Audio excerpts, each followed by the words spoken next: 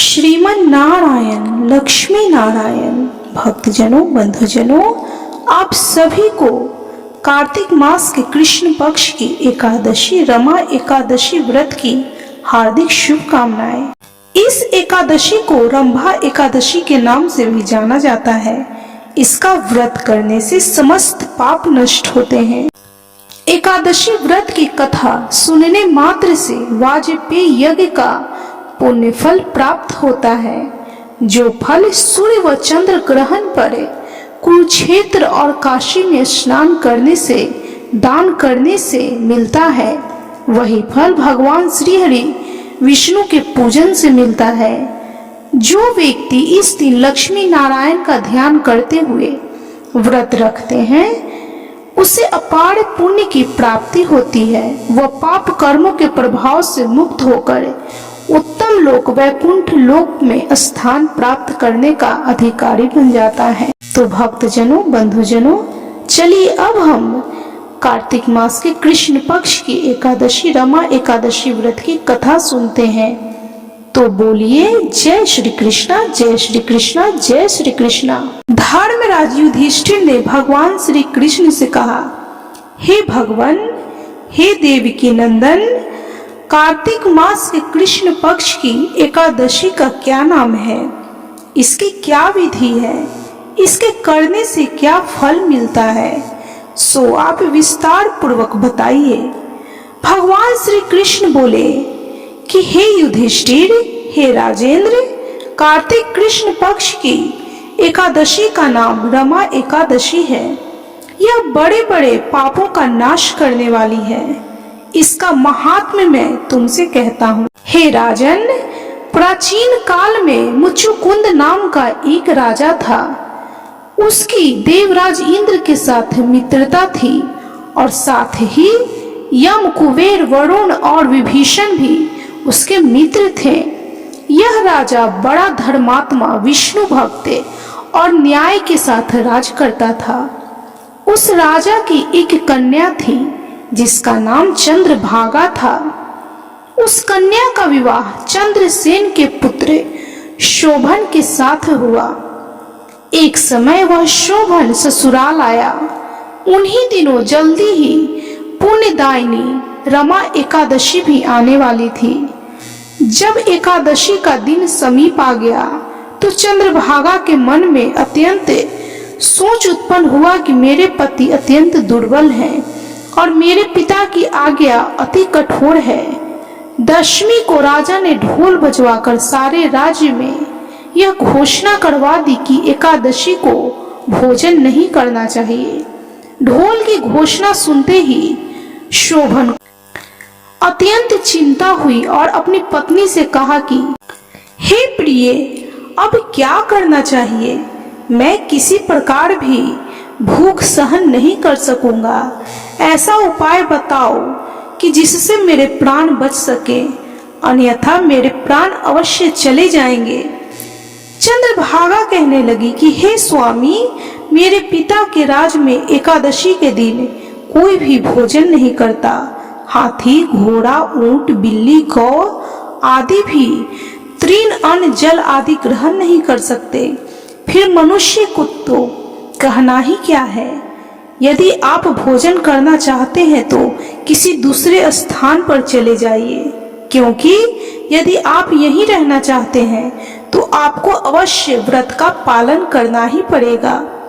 ऐसा सुनकर शोभन कहने लगा कि हे प्रिय, मैं अवश्य व्रत करूंगा। जो भाग्य में होगा वह देखा जाएगा। इस प्रकार से विचार कर शोभन ने भी व्रत रख लिया और वह भूख व प्यास से अत्यंत पीड़ित होने लगा। जब सूर्य नारायण अस्त हुए और रात्रि को जागरण का समय आया, जो कि वैष्णवों को अत्यंत हर्ष देने वाला था, परंतु शोभन के लिए अत्यंत दुखदायी हुआ। प्रातः काल होते शोभन के प्राण निकल गए। तब राजा ने सुगंधित काष्ठ से उसका दाह संस्कार करवाया, परंतु चंद्रभागा ने अपने पिता की आज्ञा से अपने शरीर को दग्ध नहीं किया और शोभन की अंत्येष्टि क्रिया के बाद अपने पिता के घर में ही रहने लगी।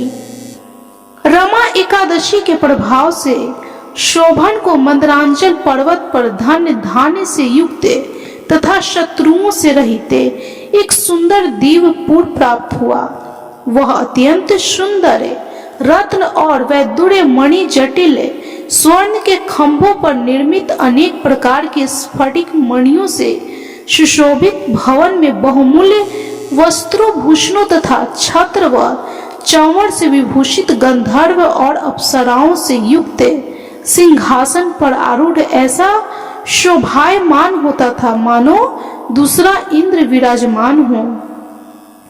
एक समय मुचुकुंद नगर में रहने वाले एक सोम शर्मा नामक ब्राह्मण तीर्थ यात्रा करता हुआ घूमता घूमता उधर जा निकला और उसने शोभन को पहचान कर कि यह तो राजा का दामाद शोभन है उसके निकट गया।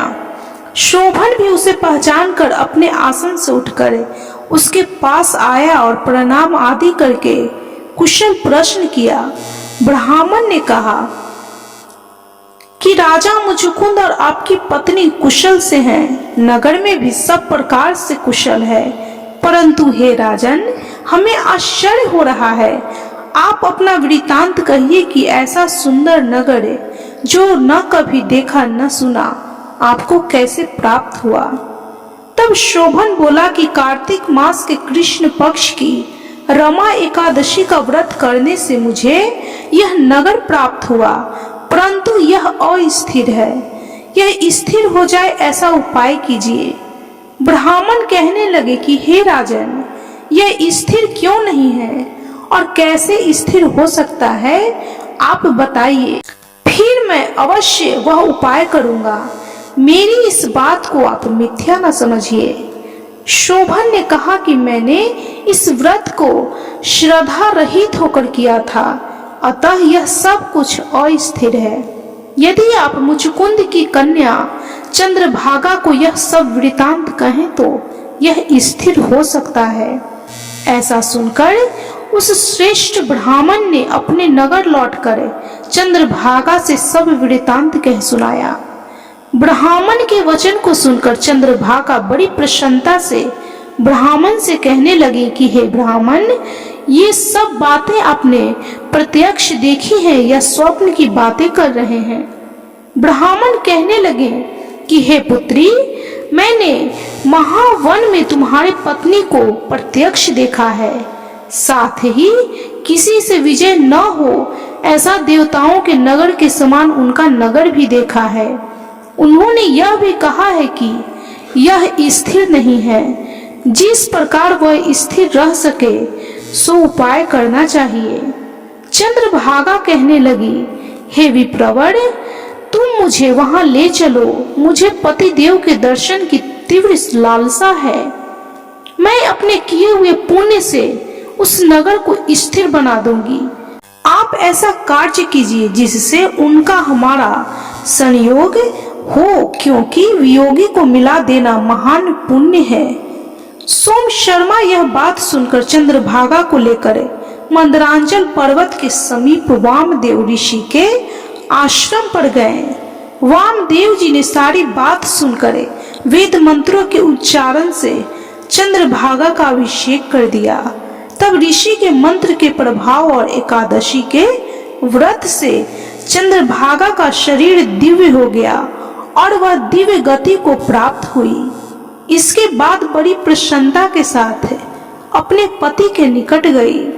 अपनी प्रिय पत्नी को आते देख शोभन अति प्रसन्न हुआ और उसे बुलाकर अपनी बाईं तरफ बैठा लिया। चंद्रभागा कहने लगी, हे प्राणनाथ, आप मेरे पुण्य को ग्रहण कीजिए।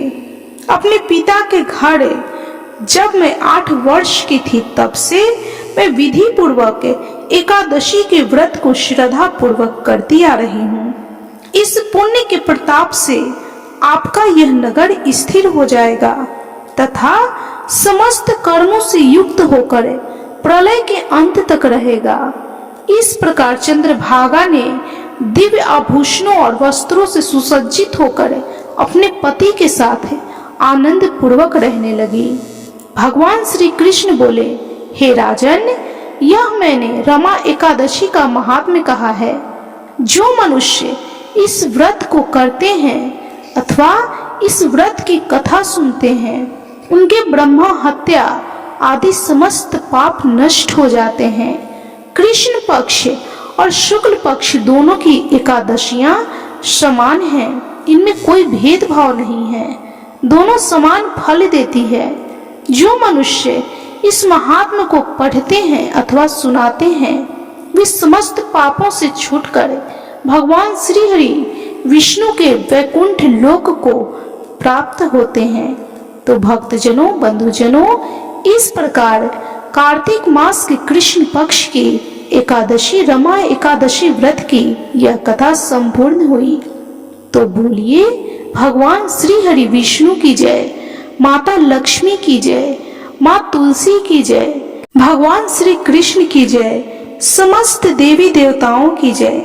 भक्तजनों, बंधुजनों, आपको यह कथा कैसी लगी कमेंट जरूर करें। यदि आपको यह कथा अच्छी लगी हो तो प्लीज वीडियो को लाइक कीजिए। चैनल पे यदि नए हैं तो कृपया चैनल को सब्सक्राइब कर बेल आइकन को प्रेस करना बिल्कुल भी ना भूलें और कमेंट में जय श्री कृष्णा अवश्य लिखें।